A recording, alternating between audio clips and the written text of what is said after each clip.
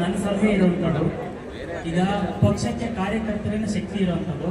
ಈಗ ನೀಲಕಂಠೇಗೌಡರನ್ನ ನಾವು ಕಳ್ಕೊಂಡಂಗೆ ಮುಂದಿನ ದಿನಗಳಲ್ಲಿ ಬಹುತೇಕ ನಾಯಕರು ಕಾರ್ಯಕರ್ತರು ಕಳ್ಕೊಬರೋದಕ್ಕೆ ಅಂತಂದ್ರೆ, ಒಂದು ಕಾಂಗ್ರೆಸ್ ಪಕ್ಷದಿಂದ ಕಾರ್ಯಕರ್ತರು ಅಥವಾ ನಾಯಕರ ಮುಂದಿನ ಆರೋಗ್ಯ ದೃಷ್ಟಿಯಿಂದ ಏನಾದರೂ ಒಂದು ದತ್ತ ನಿಧಿಯನ್ನ ಇಲ್ಲಿ ಪ್ರಾರಂಭ ಮಾಡುವಂಥದ್ದು ಒಳ್ಳೇದಾಗ್ತದೆ. ಅದಕ್ಕೊಂದು ಕಮಿಟಿಯನ್ನು ಮಾಡ್ಕೊಂಡು ಪಕ್ಷದ ವೇದಿಕೆಯಲ್ಲಿ ಯಾರಾದರೂ ಕಾರ್ಯಕರ್ತ ಅನಾರೋಗ್ಯದಿಂದ ಇದ್ದಾನೆ, ಅಪಾಯದಲ್ಲಿದ್ದಾನೆ ಅಂತಂದ್ರೆ ಪಕ್ಷದಿಂದ ಅವರಿಗೆ ಸಹಾಯ ಮಾಡಬೇಕು. ಕಾಂಗ್ರೆಸ್ ಪಕ್ಷದಲ್ಲಿ ನಾನು ಕಷ್ಟಪಟ್ಟು ಕೆಲಸ ಮಾಡಿದ್ರೆ ನಮಗೊಂದು ಆರ್ಥಿಕವಾದಂತಹ ಬೆಂಬಲ ಇರ್ತದೆ ಅನ್ನೋದು ನಮ್ಮ ಪಕ್ಷದ ಕಾರ್ಯಕರ್ತರ ವಿಶ್ವಾಸ ಬರಬೇಕು.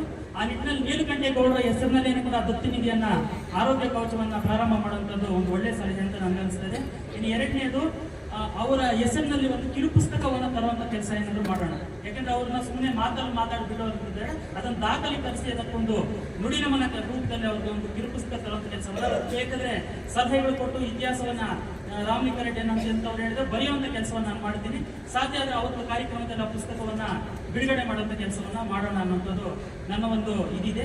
ಇನ್ನು ಕೊನೆಯ ಅಂಶ ಏನು ಅಂತಂದ್ರೆ, ಎಲ್ಲ ಬೂತ್ಗಳಿಂದ ಬರುವಾಗಲೂ ಕೂಡ ಪ್ರತಿಯೊಂದು ಬೂತ್ನಲ್ಲಿ ಕೂಡ ಅವರೊಂದು ಫ್ಲೆಕ್ಸ್ ಅನ್ನ ಹಾಕಿ ಅವರಲ್ಲಿ ಆಯಾ ಬೂತ್ನಲ್ಲಿ ಅವರೊಂದು ಕಾರ್ಯಕ್ರಮ, ಅವ್ರಿಗೊಂದು ನಮನವನ್ನು ಸಲ್ಲಿಸಲು ಕಾಂಗ್ರೆಸ್ ಬಾವುಟದ ಹಿಡಿದುಕೊಂಡು ಆ ಕಾರ್ಯಕ್ರಮಕ್ಕೆ ಬಂದ್ರೆ ಪಕ್ಷದ ಅಧ್ಯಕ್ಷರಿಗೆ ಮತ್ತು ಕಾರ್ಯಕರ್ತರಿಗೆ ಒಂದು ಒಳ್ಳೆ ಸಂದೇಶ ಹೋಗ್ತದೆ ಅಂತ ನನ್ನ ಸಲಹೆ ಅನಿಸ್ತದೆ ಸರ್.